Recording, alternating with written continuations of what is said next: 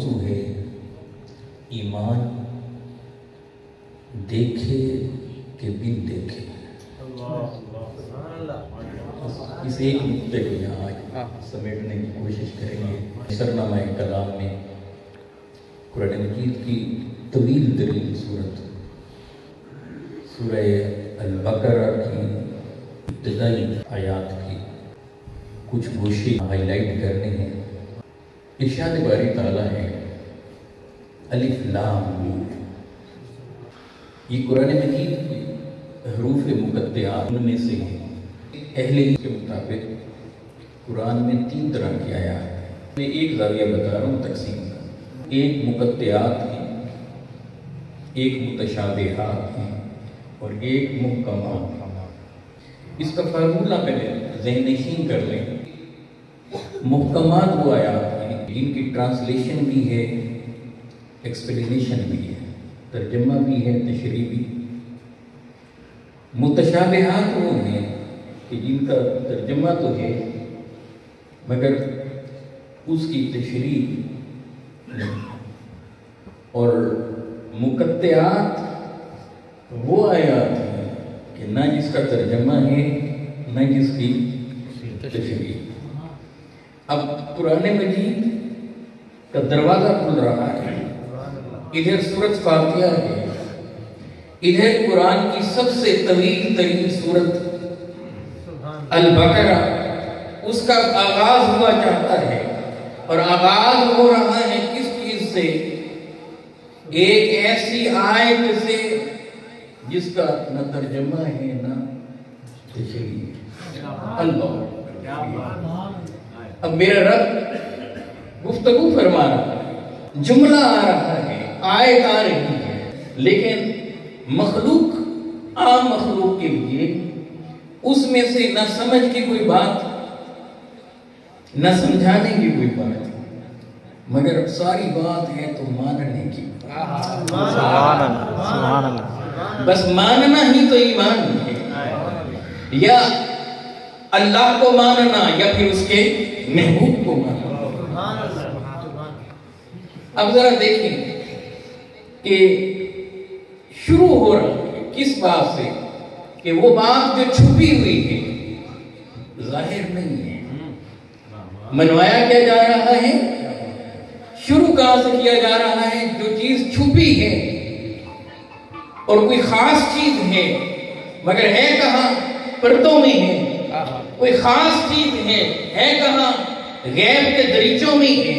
اللہ اکبر، کہاں دیکھو نہ ایکسپلین کرنا تو دور کی بات، تم تو ٹرانسلیٹ ہی نہیں کر سکتے۔ کہاں اسے ویسے مانو جیسے منواتے ہیں۔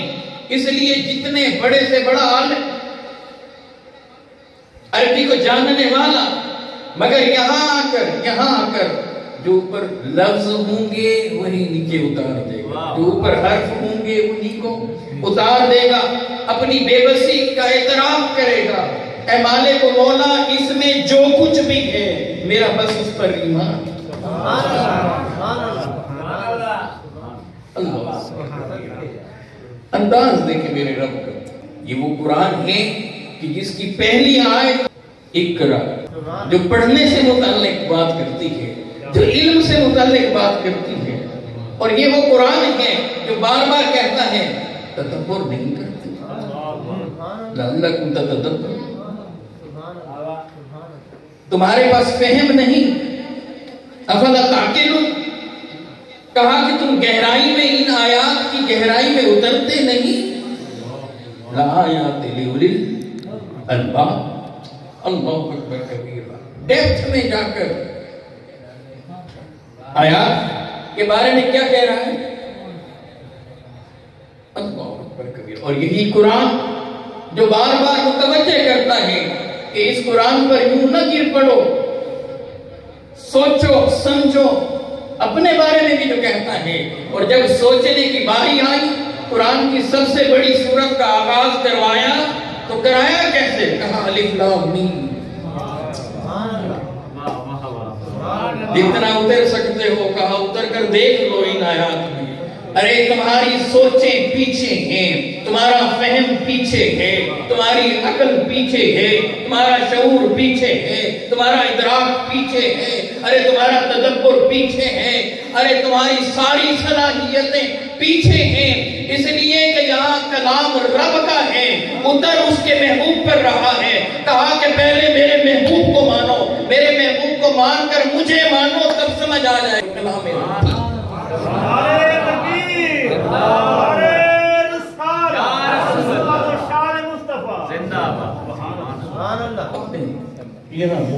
یہ سمندر علی غلامی سمندر ہے، اور اس میں منوایا کہ اچھا یہ یاد رکھیں، جو کلام ہوتا ہے اس کے یہ نہیں ہے کہ اس کے معنی نہیں ہوتے، پھر وہ کلام کیسا ہے؟ دیکھیں اگر وہ کلام ہے تو اس کے معنی ہوں گے، محمل ہے تو معنی نہیں ہوں گے۔ کلام تو ہے، اس کا مطلب یہ ہے کہ یہاں کچھ تو ہے، بس اس میں جائے بنا ایک نقطہ یہاں شیئر کر کر آگے جا رہا ہوں، وہ یہ کہ دراصل یہ کلام تو ہے سب کے سامنے، ساری مخلوقات کے سامنے، قیامت تک آنے والے سب انسانوں کے سامنے، کوئی مانے یا نہ مانے دونوں کے سامنے، پر یہ کلام ہے رب اور اس کے محبوب کے سامنے۔ اس لیے اہل محبت نے کہا اللہ اعلم والرسول، اللہ بھی اسے جانتا ہے اور اس کا رسول بھی، لہذا یہ بھی نہیں کہ مخلوق میں سے کوئی نہیں جانتا، کہا کہ مخلوق میں سے ایک ہستی ایسی ہے جو ساری مخلوق میں سے ٹاپ پر ہے، کہا وہ بھی جانتی ہے، اس کا رب بھی جانتا ہے، اگر باقی سب سے چھپا دیا کیوں؟ پردہ غیب میں رکھ دیا ہے۔ کہا کہ ادھر ایک حسن کو دکھاؤں گا وہ حسن مصطفیٰ ہے، اور ایک حسن کو چھپاؤں گا وہ حسن خدا ہے، دونوں حسن منواؤں گا۔ ایمان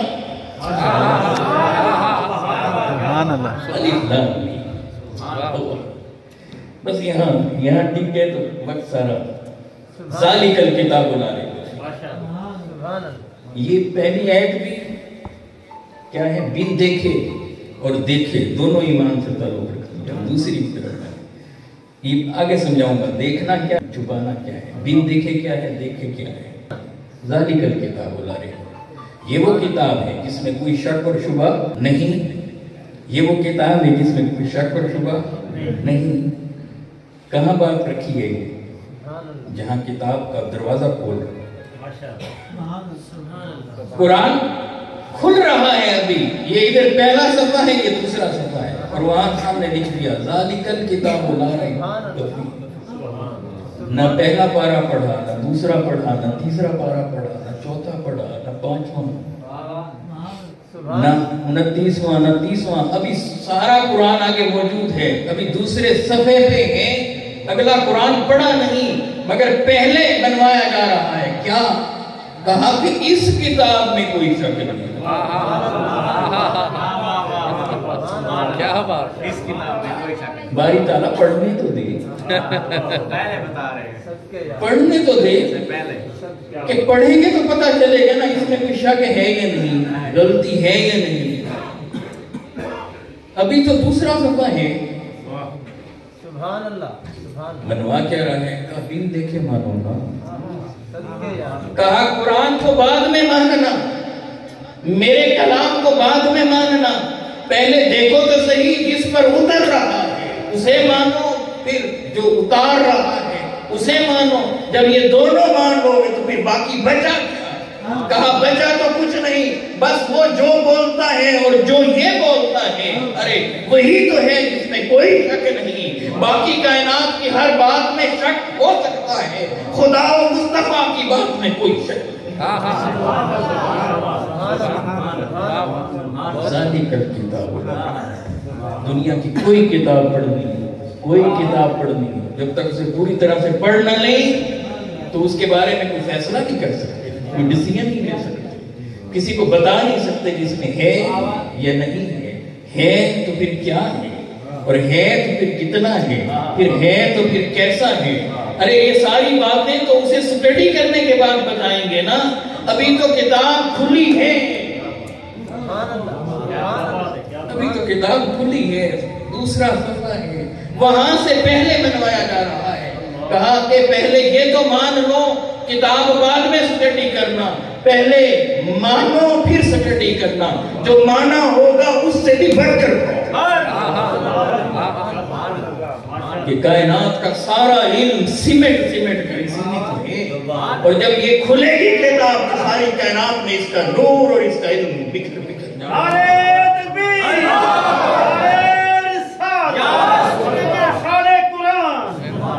سادی کل کتاب ہدل للمتقین، متقیوں کے لیے ہدایت، کس کے لیے ہدایت؟ متقی کون؟ تقوی دل کی ایک کیفیت کا نام، تقوی دل کی ایک کیفیت کا نام ہے، اور دل کی کیفیت کبھی نظر نہیں آتی۔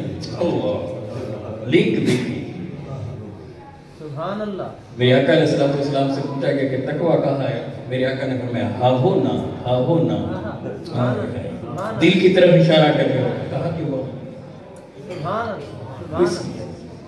یہاں دل میں، اب دل کو کون کھولے، کون دیکھے، اندر سے کون کیسا ہے؟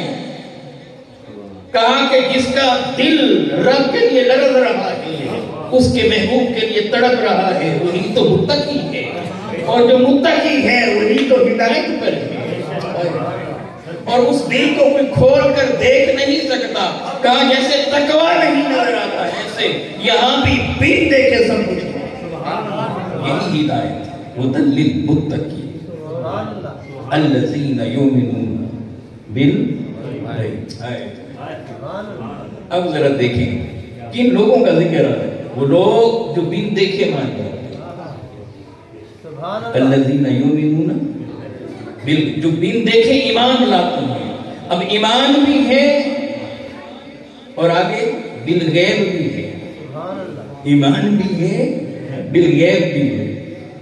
اب یہاں بڑی دلچسپ بات، بڑی ہی اہم بات، وہ یہ کہ اگر کوئی دیکھ لے مان جائے یہ بھی ایمان ہے، سبحان اللہ، اور کوئی دیکھ نہ پائے مان جائے یہ بھی ایمان ہے، اور کوئی دیکھ لے نہ مانے یہ کفر ہے، اور کوئی نہ دیکھے پھر بھی نہ مانے یہ بھی کفر ہے۔ اب ذرا غور کیجیے، اب ذرا غور کیجیے کہ یہاں ایک نقطہ، صرف ایک نقطہ، وہ یہ کہ اب سب سے پہلے یہاں اللہ کو منوایا جا رہا ہے، کیونکہ یہ کلام کس کا چل رہا ہے؟ اللہ کا۔ تو کلام تو بعد میں مانیں گے نا، پہلے کلام والے کو مانیں گے۔ تو کسے منوایا جا رہا ہے؟ اللہ۔ کائنات کی سب سے بڑی حقیقت اللہ سبحانہ و تعالیٰ، اسے منوایا جا رہا ہے، اور وہ اللہ ہے کہاں؟ اور کون ہے اللہ؟ جس سے کچھ بھی غیب نہیں، جس سے کچھ بھی غیب نہیں، اسے منوایا جا رہا ہے۔ اور منوایا کیسے جا رہا ہے؟ دکھا کر یا چھپا کر؟ چھپا کر، اللہ اکبر کبیرہ، چھپا کر۔ وہ سامنے آ بھی نہیں رہا اور کہہ رہا ہے مجھے مان لو، سامنے آ بھی نہیں رہا اور کہہ رہا ہے کہ مجھے مان لو۔ اور پھر منواتا کیسے ہے؟ اپنا کلام بھیج کر، اپنے محبوبوں کو بھیج کر، رسولوں کو بھیج کر، نبیوں کو بھیج کر، ہر ایک کے لیے ایک ایک مقام ایسا آتا ہے، کچھ دکھائی دیتا ہے اور کچھ چھپایا جاتا ہے۔ سبحان اللہ، سبحان اللہ، صدقے یار۔ ہمارے سامنے انبیاء نہیں ہیں، رسول نہیں ہیں، مگر بن دیکھے ہم نے مانتے الذین یؤمنون بالغیب۔ حضور علیہ السلام نے فرمایا طوبیٰ، صحابہ نے عرض کی یا رسول اللہ کن کے لیے فرما رہے ہیں؟ کن کے لیے فرما رہے ہیں؟ میرے آقا فرماتے ہیں کہ جنہوں نے مجھے دیکھا اور مجھ پر ایمان لایا، مجھے دیکھا اور مجھ پر، ان کے لیے مبارک بات۔ پھر 3 بار فرمایا طوبیٰ طوبیٰ طوبیٰ۔ صحابہ کو تجسس ہوا کہ یا رسول اللہ ایک بار فرمایا تھا، اس سے تو ہم مراد تھے کہ جنہوں نے دیکھا اور آقا پر ایمان لائے، یہ 3 بار कौन लोग? मुस्नद इमाम अहमद बिन हम्बल की ये रिवायत। मेरे आका अलैहिस्सलाम ने फरमाया, वो लोग जो मेरे बाद आएंगे, जिन्होंने मुझे देखा नहीं होगा मगर मुझे माना। सुभान अल्लाह। जिन्होंने मुझे देखा नहीं होगा मगर माना होगा। उन्होंने मुखड़ाए बद्दुआ की बातें सुनी, हुस्ने मुस्तफा तका नहीं होगा मगर कुरान में पढ़ा होगा बद्दुआ। नारे तकबीर, नारे रिसालत, नारे खिलाफत, नारे हैदरी, अज़मत व शान मुस्तफा। मेरे महबूब फरमा रहे हैं, उन्होंने मुझे देखा नहीं होगा, बस ऐसे किताबों में पढ़ा होगा। वो पढ़कर मुझे मान गए। ये आपका तज़किरा है, ये मेरा तज़किरा है, ये क़यामत तक आने वाले हर अहले ईमान का तज़किरा है। इसने सोहबत मुस्तफा को तो न पाया मगर बिन देखे मुस्तफा से इश्क कर बैठे, बिन देखे मुस्तफा से मोहब्बत कर बैठे, बिन देखे मुस्तफा के लिए जाने कुर्बान कर दी, बिन देखे मुस्तफा के लिए माल कुर्बान कर दिया, अरे बिन देखे मुस्तफा के लिए वक्त की कुर्बानी दी, अरे सब कुछ छोड़ छाड़ कर अल्लाह और उसके महबूब के लिए, दीन के लिए जान को हथेली पर रख कर लाए और लाकर यूं कहा, जान दी हुई तो उसी की है, हक तो ये है कि हक अदा ना हो। न उसे देखा था न इसे देखा। अभी कुछ हैं देखने वाले, कुछ हैं बिन देखने। आज इस पर लेकर चलेंगे। और फिर जो देखते भी हैं और फिर नहीं मानते, जिन्होंने मुस्तफा को देखा सल्लल्लाहु अलैहि वसल्लम, माना फिर भी नहीं, बदबख्ती में आए। यहाँ एक बड़ा अहम नुक्ता आपसे शेयर करता हूँ। बहुत से ज़हनों में ये सवाल है, उस सवाल से थोड़ी सी गर्द यहाँ से हटा कर आगे बढ़ते हैं। लिया कि बहुत मारूफ बुजुर्ग हैं हज़रत पीर सवार रहमहुल्लाह ताला अलैह, बड़े अजीम बुजुर्ग गुजरे हैं। उनकी करामात में से नुमाया करामत कि जो भी उन्हें देखता था उसकी जुबान पर कलमा जारी हो जाता। जो भी उन्हें देखता था उसकी जुबान पर कलमा जारी, ये उनकी करामत थी। अब यहाँ बड़ा लतीफ नुक्ता है, बाज़हनों के अंदर ये ख्याल आ जाता है कि देखिए ये तो हुजूर के गुलामों के भी गुलामों में से हैं। पीर साहब तो आका के गुलामान में से एक गुलाम है ना, उन्हें कोई तके तो उसकी जुबान पर कलमा जारी हो जाए, और जब खुद हुस्ने मुस्तफा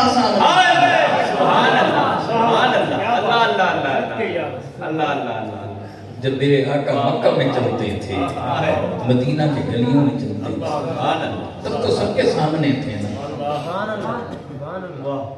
तब अबू लहब अबू जहल कहाँ से आ गए? कैसे हुआ कि मुस्तफा को भी देखें और ईमान न लाएं? इसके बहुत से जवाब हैं, बहुत से जवाब, मगर मैं आज एक पल देकर यहाँ से गुजरना चाहता हूँ।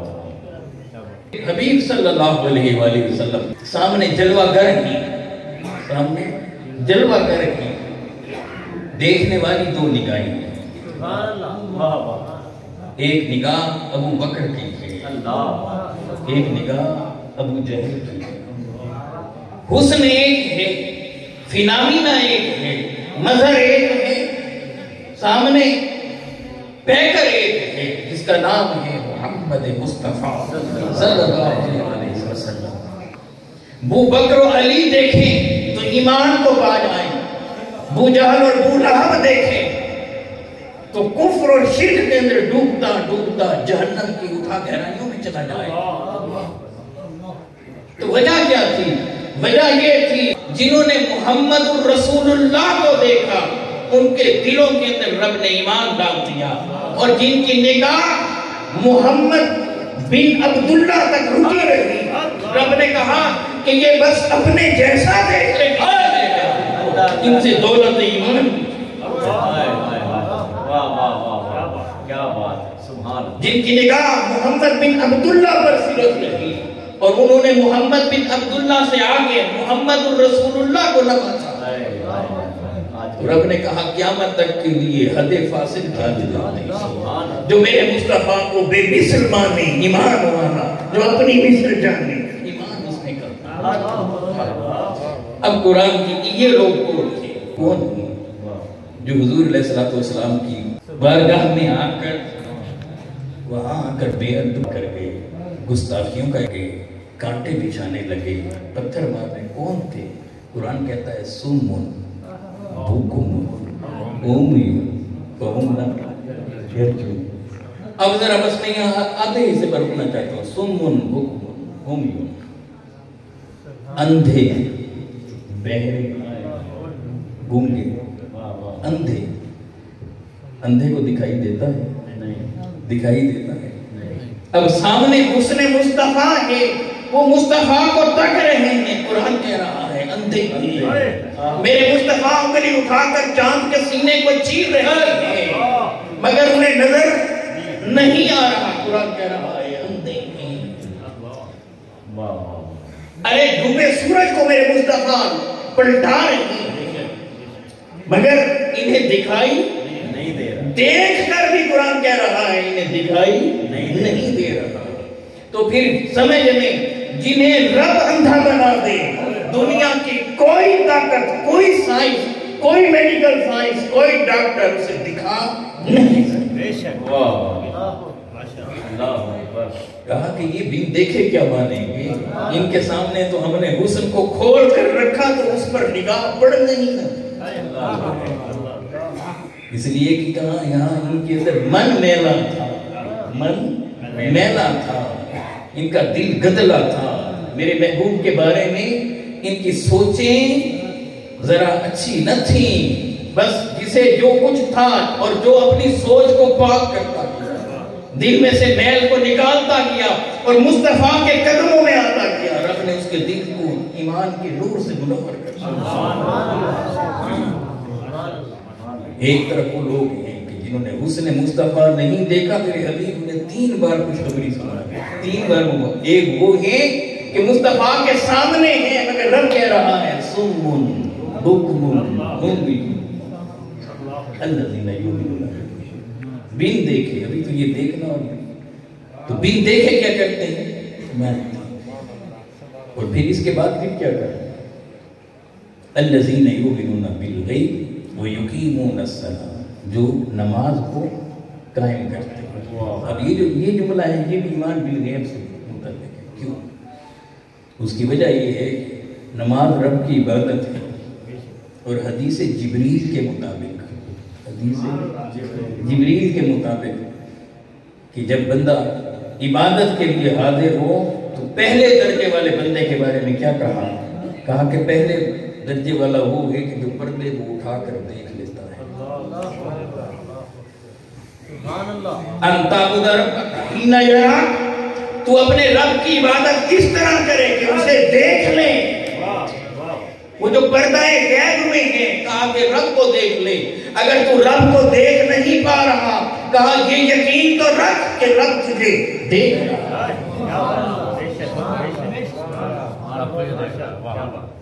پہلا لیول جنہوں نے پردے کو سرکایا اور اسے دیکھ لیا, اور دوسرا نیچے والا درجہ کہا کہ تم پردہ ہٹا تو نہیں سکتے, میرے حسن کے جلووں کو دیکھ کر اس میں گم تو نہیں ہو سکتے, مگر یہ یقین تو رکھو کہ ہمیں محبوب نظر نہیں آ رہا مگر وہ ہمیں دیکھ تو. اب جو اس یقین کے ساتھ کھڑا ہوگا کہ میں یہاں کھڑا ہوں اللہ کی بارگاہ میں اور میرا رب مجھے دیکھ رہا ہے, بتائیں اس کی کیفیت کیا ہے. اس لیے دوسری حدیث نماز کے حوالے سے اذا صلی عبد یناجی ربہ, جس وقت کوئی شخص نماز کی ادائیگی کے لیے آتا ہے, نماز کو ادا کرتا ہے, تو وہ دھیرے دھیرے اپنے رب سے گفتگو کرتا ہے. یناجی ربہ, مناجات کرتا ہے. یناجی ربہ, رب سے سرگوشیاں کرتا ہے. ارے اسے یقین ہوتا ہے کہ رب مجھے دیکھ رہا ہے، میں رب سے بول رہا ہوں، وہ جواب دے رہا ہے۔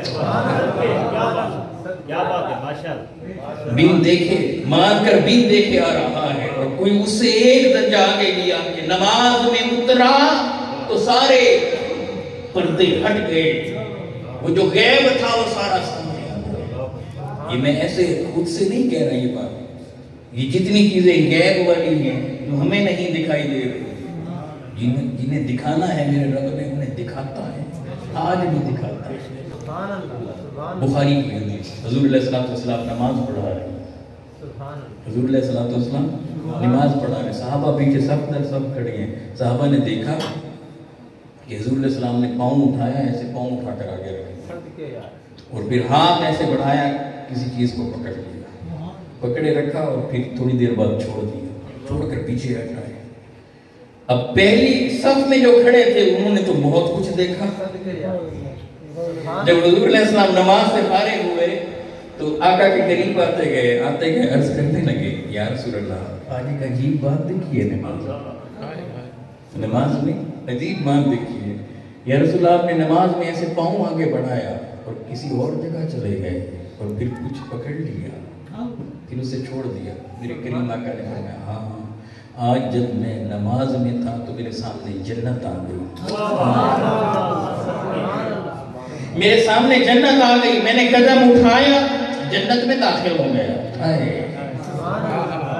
کھڑے زمین پر ہیں، یہ ہے جنت کہ میرے مصطفیٰ کے ایک قدم پر جنت ہے، کہ پاؤں اٹھایا جنت میں داخل ہو گئے۔ فرمایا کہ جنت میں داخل ہوا تو سامنے انگوروں کے خوشے تھے، میں نے چاہا کہ ایک خوشہ تمہارے لیے توڑ لاؤں، مگر مان مجھے خیال آیا کہ اگر میں نے انہیں توڑ کر یہ خوشہ دے دیا تو قیامت تک یہ کھاتے رہیں گے اور محنت چھوڑ دیں گے، یہ سوچ کر میں نے اسے چھوڑ دیا۔ اب مجھے بتائیں کہ جنت کسی نے دیکھی ہے؟ اور وہ تو میرے مصطفیٰ کی قدم جو باقیوں کے لیے بین دیکھے ایمان ہے، میرے مصطفیٰ کے لیے دیکھ جو باقیوں کے لیے نقطہ وہی موضوع پر اس پر بعد میں تشریح، اور یہ یہاں اتنی بات سمجھا دوں کہ وہ حضور نے کیوں فرمایا کہ اگر میں توڑ کر لاتا اور یہ کھاتے رہتے قیامت آ جاتی، اس لیے کہ جنت کی نعمتوں پر زوال نہیں، جنت کی جو بھی نعمت وہ دائمی ہے۔ حدیث میں ایک جنتی جنت میں ہوگا، سامنے ایک پرندہ اگتا ہوا جا رہا ہوگا، اس کا دل چاہے گا کہ اسے روسٹ کر کر کھا لوں، ابھی وہ یہ دل میں خیال آئے گا کہ وہ پرندے کو گرتا دیکھے گا، اسے کٹتا دیکھے گا، پروں کو جدا ہوتا دیکھے گا، اسے روسٹ ہوتا دیکھے گا اور ایک ڈش میں رکھ کر اس کے سامنے پیش کر دیا جائے گا۔ اب وہ اس میں سے ہاتھ ڈال کر کچھ تناول کرے گا، جب تناول کرے گا اس کا دل بھر جائے گا تو باقی پیچھے کر دے گا۔ ایسے جب پیچھے کرے گا تو پھر کیا دیکھے گا؟ وہ جہاں سے اس نے تناول کیا ہے وہ دوبارہ جگہ بھر گئی ہے، وہ جو روسٹ تھا وہ ان روسٹ ہو گیا ہے، وہ جو پر جدا ہوئے تھے وہ پھر لگ گئے اور اچانک وہ پرندہ پھر سے زندہ ہو کر دوبارہ اٹھتا ہے۔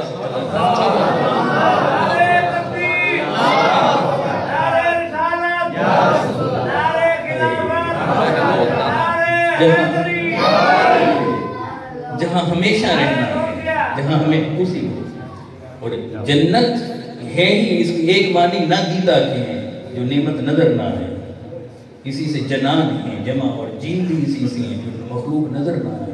کہ اس پر نہیں، وہ بن دیکھے آپ کو نقطہ سمجھا رہا، وہ جو کسی کے لیے بن دیکھے ہے کوئی وہ ہے کہ جس کے لیے وہ بھی بن دیکھا نہیں، رب وہاں اسے سب کچھ دکھا دیتا ہے۔ اور اس کی سب سے بلند ترین منزل پر کون ہیں؟ الذین یؤمنون بالغیب کے سب سے بلند ترین مقام پر میرے مصطفیٰ کھڑے ہیں کہ جب موسیٰ علیہ السلام طور کی وادی میں اترے اور رب سے ہم کلام ہوئے اور کلام سنتے رہے اور کانوں میں رس گھلتا رہا، اتنا رس گھلا کہ موسیٰ علیہ السلام یہ سوچنے لگے کہ جس کی آواز اتنی دل نشیں ہے اس کے حسن کا عالم کیا ہوگا۔ جب یہ سوچا تو زبان پر جملہ مچل کر آیا، رب عالمین مولا تجھے دیکھنا چاہتا ہوں۔ جواب ملا لن ترانی، تو نہیں دیکھ سکتا، یہ نہیں کہا تھا کہ کوئی نہیں دیکھ سکتا، فرمایا کہ تو نہیں دیکھ سکتا۔ پھر وہ آیا کہ جسے رب نے اپنا ہاتھ دکھایا اس رات چپے چپے پہ موسیٰ کو کھڑا کر دیا. میرے مصطفیٰ گھر سے نکلے, فرمایا مسلم کی روایت کہ میں نے دیکھا کہ موسیٰ علیہ السلام اپنی قبر میں کھڑے نماز پڑھ رہے ہیں. میرے مصطفیٰ گزر کر بیت المقدس پہنچتے ہیں. پہلی صف میں جو نبی کھڑے تھے وہاں موسیٰ بھی کھڑے تھے. ابھی موسیٰ یہاں, ابھی یہاں. میرے مصطفیٰ ان نبیوں کو نماز پڑھا کر آگے بھلائی کائنات کی سیر کو نکلے. چھٹے آسمان پر پہنچے تو آگے موسیٰ کھڑے تھے. میرے نبی آگے بڑھے, سدرۃ المنتہا پر پہنچے. جبریل رک گئے, عرض کرنے لگے یا رسول اللہ ذرا آگے بڑھوں تو جل کر خاک تر ہو جاؤں جہاں جبریل کے پر ڈل رہے تھے. میرے مصطفیٰ اس مقام سے آگے آگے آگے گزر رہے تھے. جب وہ گزر کر آگے بڑھے, مقام آیا ثم دنا فتدلى فكان قاب قوسين او ادنى. پھر وہ جلوہ اس کے قریب ہوا, وہ جلوہ اس کے قریب ہوا. کہا دو کمانوں کا فاصلہ, بلکہ کہا او ادنا, اس سے بھی کم. جب میرے مصطفیٰ اتنے قریب ہو کر رب کے پاس پہنچے تو رب نے مصطفیٰ کو دیکھا. دیکھ کر پھر فرمایا ما زاغ البصر وما طغى. یہ میرا مصطفیٰ میرے حسن میں ایسا کھویا کہ پنکھ جھپکانا بھول. سبحان اللہ, سبحان اللہ. نعرہ تکبیر, نعرہ یہاں مقام کچھ اور ہے, یہاں پہلو کچھ اور ہے. وہاں باقیوں کے لیے تھا لن ترانی, اور یہاں مصطفیٰ نے زبان پر وہ جملہ لائے نہیں, رب نے خود بلا کر اپنا جلوہ بے نقاب کر. سبحان اللہ. باقیوں کے لیے بن دیکھے ہے رب کو ماننا. میرے مصطفیٰ دیکھ بھی آئے ہیں. اسی لیے تو قرآن نے سورہ اخلاص کا آغاز یوں کیا, یوں نہیں کہا کہ اللہ ایک ہے, اللہ بے نیاز ہے, یہ نہیں کہا. کہا تو کیا کہا, قل هو اللہ احد. اے میرے محبوب فرما دیجئے نا, بول دیجئے نا, هو اللہ, هو اللہ, وہ اللہ, هو اللہ احد. وہ اللہ ایک. مولا کون؟ ہوا میں اشارہ ہے میرے محبوب شب معراج تک کر نہیں آئے, تک کر نہیں آئے. ہو اللہ احد, جسے شب معراج دیکھ کر آئے ہیں وہ اللہ ایک ہی تو ہے, وہ اللہ بے نیاز. پھر آگے ساری بات کی, براہ راست بھی کہا جا سکتا تھا اللہ احد, اللہ الصمد, لم یلد ولم یولد ولم یکن لہ کفوا احد. یوں نہیں کہا. کہا تو کیسے کہا, محبوبانہ اللہ قل هو اللہ. تو مصطفیٰ سے سن کر جو خدا کو مانتا ہے ایمان باللہ بنتا ہے. مصطفیٰ کو چھوڑ کر اگر کوئی خدا کو مانتا ہے, خدا اس کے ماننے کو بھی نہیں مانتا, اس کے ماننے کو بھی نہیں مانتا. اس لیے کسی کے لیے دیکھنا ہے اور کسی کے لیے بن دیکھے ہیں. اور بس گفتگو کو سمیٹتا ہوں, وقت کافی ہو چکا.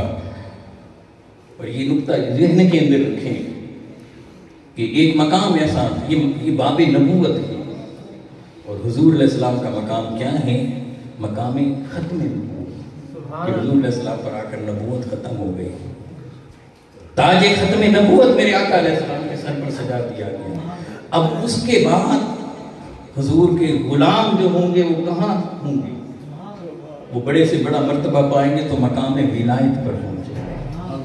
پھر اس کے مدارے نہیں, وہ اپنی جگہ پر ہے کہ نبوت میرے مصطفیٰ پر آ کر ختم ہو گئی.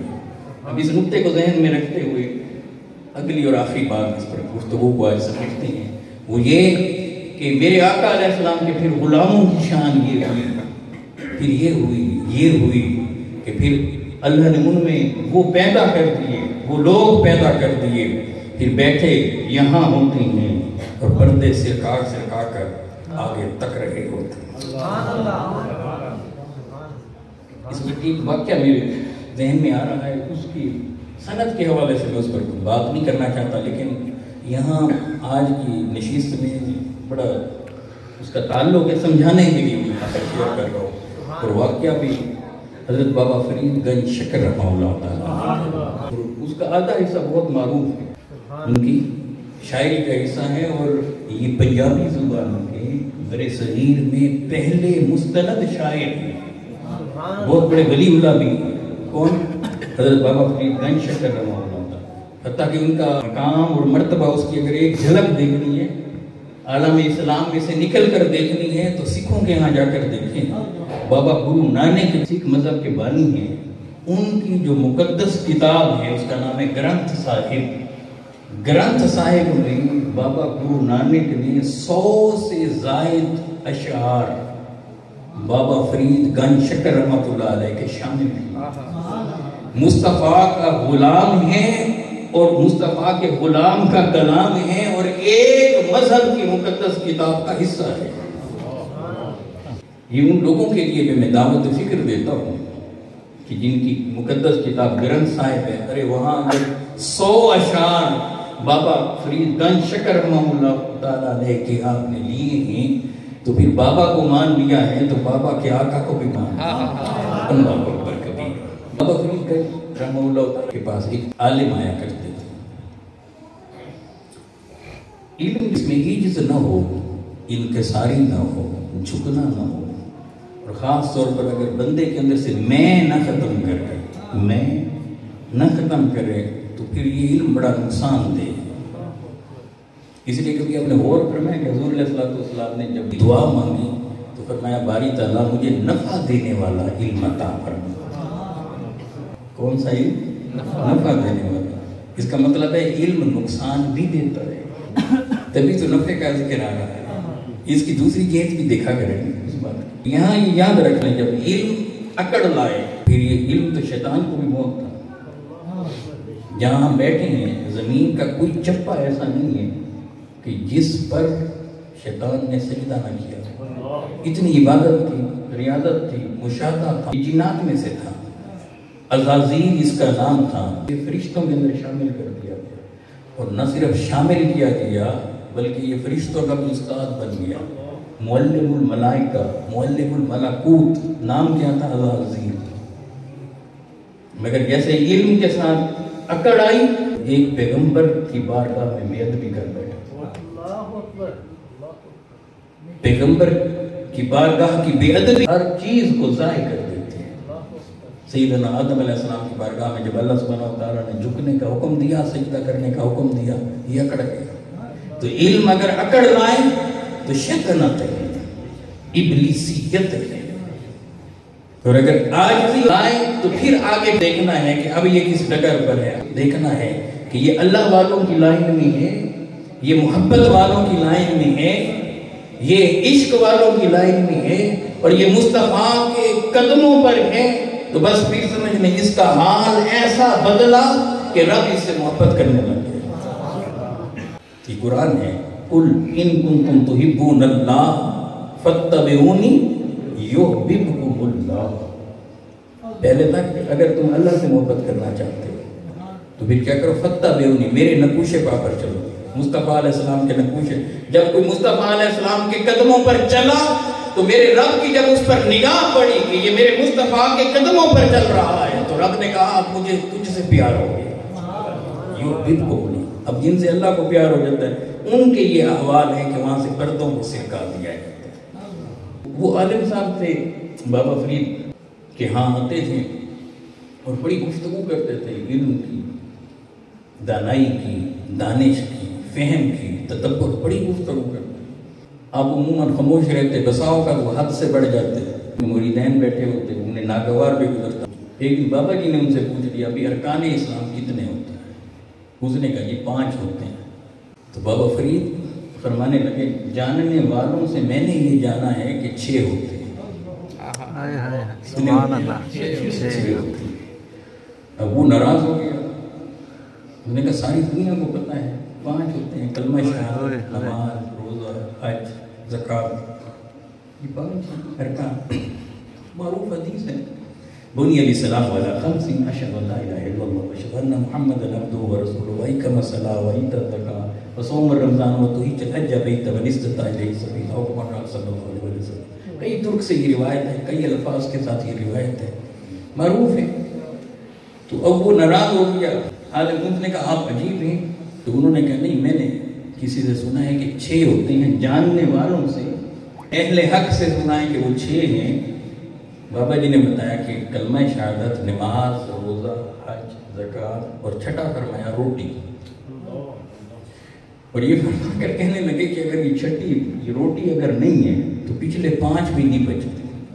پھر یہ ان کے پنجابی کے کلام میں بھی ہے. اس وقت مقصود وہ بات نہیں, آپ کو نقطہ ایک سمجھانا چاہتا ہوں.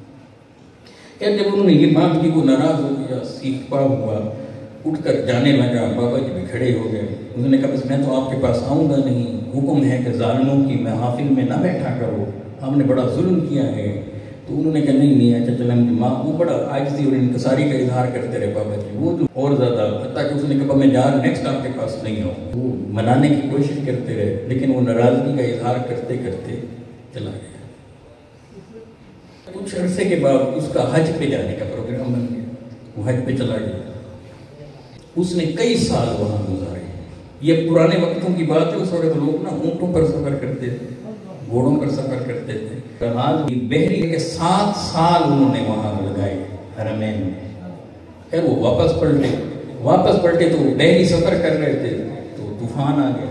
طوفان کے نتیجے میں وہ سارا جہاز ٹوٹ گیا اور ایک تختے پہ وہ عالم صاحب وہ آ گئے اور وہ چلتا جگہ پر آ کر لگ گیا. اب یہ وہاں سے اتر کر خشکی میں آئے, وہاں بیٹھ گئے. اب دور دور تک کوئی آبادی کا نشان نہیں ہے. ادھر ادھر دیکھیں, بڑی تلاش کی, کوشش کی, کچھ بھی نہ تھا. بھوک سے برا حال ہو گیا. جب شدید بھوک کا عالم ہوا تو ایک شخص آواز لگاتا ہوا ہے روٹی لے لو, روٹی. تو وہ جو بالکل نکاحت تاری ہوئی تھی نا اس عالم پر, تو اچانک اس کے اندر جان آ گئی. کسی انسان کی آواز آ گئی. اب یہ دھیان نہ رہا کہ یہ آواز کیسے آ گئی کہ اطراف میں تو کوئی آبادی تھی نہیں. بس اس کا دھیان صرف کس پر رہا, روٹی پہ. بھوک سے برا حال ہے, روٹی مل جائے. اس نے اسے کہا میں بہت بھوکا ہوں, مجھے کھانا کھلائیں. تو اس نے کہا کہ ٹھیک ہے رقم دیں, کھانا لے لیں. تو وہ کہنے لگے کہ میرے پاس پیسے تو ہیں نہیں. پورا واقعہ سنایا کہ جہاز کیسے تباہ ہوا, میں یہاں کیسے آیا, بھوک سے برا حال ہے. اس نے کہا نہیں میرا بزنس خراب ہو جائے گا, میں آپ کو ایسے کیسے دے دوں. آیات اور حدیث سنانا شروع کر دیجیے, بھوکوں کو کھلانے کا ثواب جتنا ہو. تو وہ سنتا رہا, 10 سے مس نہ ہو. وہ عالم تھے, وہ ثواب بتاتے رہے. اس نے وہ جانے لگا. انہوں نے کہا میرا بھوک سے برا حال ہے, مجھے کھلا دیں, کیوں کر لیں, ثواب آپ کے سپورٹ کرتا ہوں, آپ مجھے کھانا کھلا دیں. اب لے دے پہ بات آ گئی. بہرحال وہ رک گیا بندہ. اس نے کہا اچھا دیں مجھے ثواب. اس نے کہا جو میری زندگی کی ساری نمازیں اس کا جو بھی اجر ہے نا وہ میں نے آپ کے سپورٹ کیا. اس نے کہا ٹھیک ہے. اس نے اسے کھانا کھلا دیا, روٹی کھلائی. بیچ میں پوچھتے رہے کہ تو کہاں سے آیا ہے, لیکن یہ روٹی کھانے میں مشغول تھے. وہ چل پڑا, وہ غائب ہو گیا. اب پھر 1 دن اور گزر گیا, 2 دن تھی, پھر بھوک کی شدت تھی, 3 دن پھر گزر گئے. اب پھر برا حال ہو. اچانک پھر وہی آواز آئی کہ روٹی لے لو, روٹی لے لو, روٹی. اس کی پھر جان میں جان آئی. اس نے دیکھا وہی بندہ آیا. اس نے کہا تجھے پتا تو ہے میرے پاس رقم تو نہیں ہے. تو اس نے کہا پھر آج کیا کرے. اس نے کہا کہ روزوں کا سارا ثواب آپ کو دیا. اس نے روزے اس کا سارا ثواب لیا, کھانا کھلایا. وہ ابھی کھانے میں مصروف تھا, وہ پھر غائب ہو گیا. پھر 3 دن گزر گئے, پھر وہی آواز آئی. یہ بڑا خوش ہوا کہ آ گیا. اس نے کہا آج کیا ہے, کس کا ثواب. اس نے کہا زکوٰۃ کا. پھر 3 دن اس نے حج کا. اب جب ساری بات آپ دے بیٹھا نا, آپ پریشان ہو گیا. اس نے کہا اگر اب آئے گا بھی تو کیا دوں. پھر 1 دن 2 دن 3 دن پھر جب گزر گیا نا, پھر شدید جب بھوک لگی ہوئی تھی, شدید بھوک, برا حال تھا, تو پھر وہی آواز آئی روٹی لے لو, روٹی لے لو, روٹی لے لو. اللہ اکبر کبیرہ. وہ آ گیا. اس نے کہا تو میرے پاس کوئی بچہ بھی نہیں ہے, مجھ پر کوئی مہربانی کر.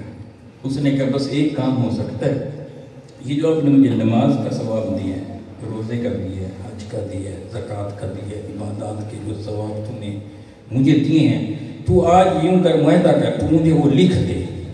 وہ لکھ دے, ایک کاغذ پر لکھ کر دے دے, آج مجھے کھانا کھلایا. آج یہ الرٹ تھا کیونکہ باقی کچھ بچہ. اس نے کہا ٹھیک ہے. وہ اس نے قلم نکالی, کاغذ دی. اس عالم نے سارا لکھ دیا کہ یہ سارا ثواب کس کے سپورٹ ہے, اس بندے کے.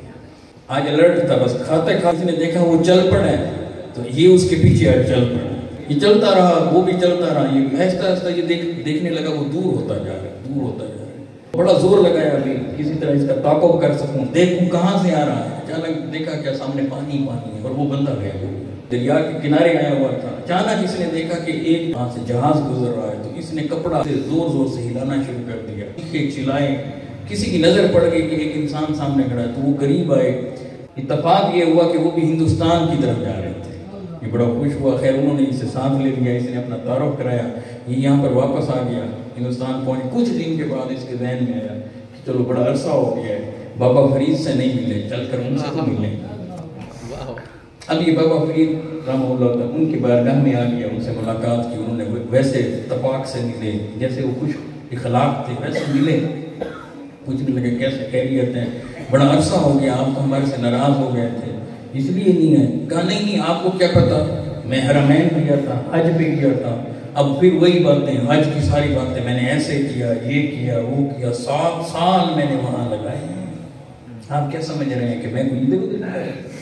تو فرمانے لگے تو آپ تو میرے سے ناراض ہو گئے تھے، کہا کب ناراض؟ اب نہ وہ انجان بننے لگے، وہ کہنے لگے کہ آپ تو ناراض ہو گئے تھے، تو انہوں نے کہا کس بات پہ؟ پھر انہوں نے پورا واقعہ یاد کرایا کہ وہ میں نے کہا تھا کہ ارکان اسلام کتنے ہیں؟ 6، اور آپ کہتے تھے اس نے کیا 5 ہی ہیں، پھر وہی آپ نے بات شروع کر دی، تیز ہو گیا جیسی اس کی طبیعت تھی عالم صاحب کو، پھر وہی پرانی گفتگو جب زیادہ کرنے لگا تو انہوں نے جو احباب بیٹھے ہوئے تھے انہیں اشارہ کیا کہ آپ یہاں سے باہر چلے جائیں، تنہائی میسر آ گئی، تو انہوں نے کہا اچھا میں نے ایک کتاب میں پڑھا ہے کہ 6 ہیں، انہوں نے کہا ایسی کون سی کتاب ہے؟ انہوں نے کہا آپ کو دکھا، اندر لے گئے، ایک کتاب نکالی، کہا کہ اسے پڑھنے، اس نے ایک صفحہ کھولا، دوسرا، تیسرا، صفحے خالی تھے، کہنے لگے یہ تو خالی صفحے ہیں، انہوں نے کہا آگے تو کھولیں، چند صفحے اور کھولے تو دیکھا کہ آگے وہ جو ہاتھ سے لکھ کر دیے ہوئے تھے نا، وہ اپنی لکھائی سامنے دیکھے سمجھا رہا ہوں، اپنی لکھائی سامنے، ہاتھ کانپنے لگ گئے، کتاب چھوٹنے لگی، کہا کہ دیکھو یہ چھٹا رکن نہیں ہے، ایک روٹی کے بدلے تو ساری عبادات کا تو سودا کر رہا ہے، یہی تو میں کہتا تھا کہ چھٹا رکن نہ ہو تو پچھلے 5 بھی جاتے ہیں۔ اب جب وہ حقیقت سامنے آئی، وہ سارا منظر سامنے آ گیا کہ وہ جو آواز لگا کر آتا تھا روٹی لے لو، جب یہ حقیقت تک پہنچا تو بابا فرید رحمہ اللہ تعالیٰ نے کے قدموں میں گر گیا، کہنے لگا آپ مجھے مرید بنا لیں۔ پھر اس کا عالم یہ تھا کہ ان کی صحبت کے اندر بیٹھا، دل کو پاک کیا، جب دل پاک ہوا اب ایمان کی کیفیت بدل گئی، اب کیفیت یہ ہوتی تھی کہ زبان بند ہو گئی، جب بھی بابا فرید کو دیکھتا تو آنکھیں برسنے لگی۔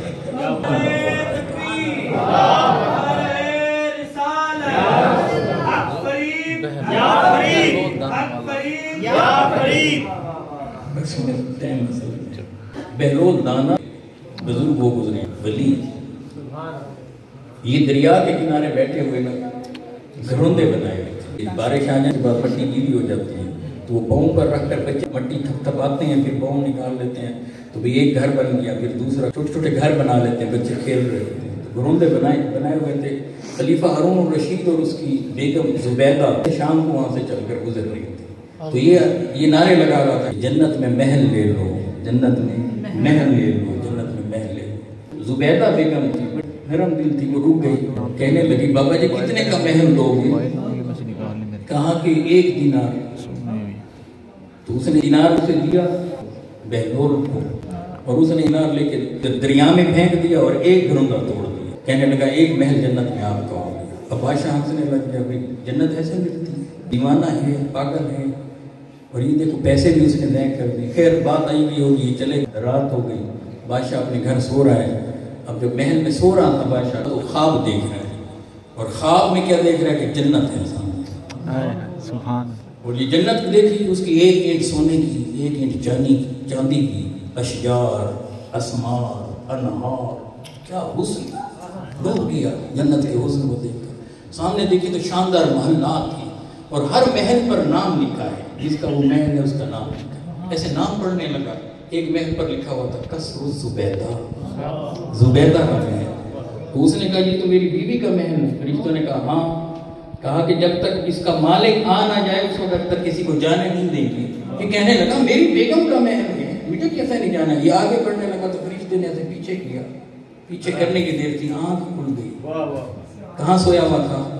محل میں سویا ہوا تھا، اور کیا دیکھ رہا تھا؟ خواب، وہ جو خواب دیکھ رہا تھا اور خواب میں جنت میں دیکھ رہا تھا، یکدم جھٹکا لگا، وہ دین والا سارا واقعہ یاد آیا اور اب شرمندہ ہونے لگا. میں نے تو اس وقت کہا تھا یہ دیوانہ ہے، پاگل ہے.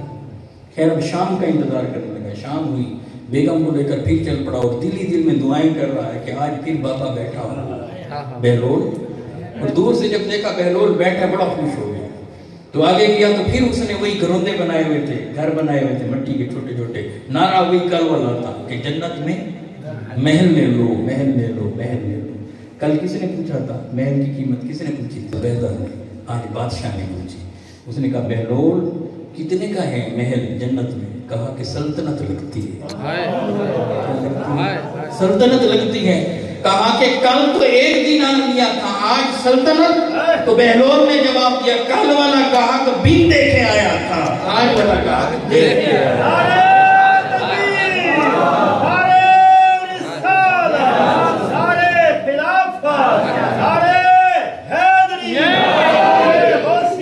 الذین یؤمنون بالغیب ویقیمون الصلاۃ. پھر اگر بن دیکھے ماننا ہے، اس کا مزہ لینا ہے اور اس حسن کو دیکھنا چاہتے ہیں تو نماز کو قائم کریں. یقیمون الصلاۃ ومما رزقناہم ينفقون. اور جو ہم نے تمہیں رزق دیا ہے اس میں سے خرچ کرو. اے بندو یہ مت سمجھو کہ یہ رزق میرا ہے، میری محنت کی کمائی ہے، میری ڈگری ہے اس کی وجہ سے یہ ملا ہے، میں نے تگ و دو کی ہے اس کی وجہ سے یہ رزق مجھے ملا ہے، اور میں نے یہ کاشت کی ہے اس کی وجہ سے فصل مجھے ملی ہے، میں نے بزنس میں انویسٹ کیا ہے اس کی وجہ سے مجھے رزق مل رہا ہے. کہا کہ نہیں، کسی کی وجہ سے رزق نہیں مل رہا، رزق دینے والا تو اللہ ہے، اللہ ہے. یقیمون الصلاۃ ومما رزقناہم ينفقون. ہمارے حسن کے طلبگاروں، ہم نے جو تمہیں رزق دیا ہے، ہم نے جو تمہیں رزق دیا ہے، ہم نے جو تمہیں رزق دیا ہے اس میں سے دیا بھی ہمارا ہوا ہے. بس دیکھنا یہ چاہتے ہیں کہ اس رزق پر تم سانپ بن کر بیٹھ جاتے ہو یا حلال کما کر اس میں سے ہماری راہ میں بھی دیکھ کر. الذین یؤمنون بالغیب ویقیمون الصلاۃ ومما رزقناہم ينفقون. اللہ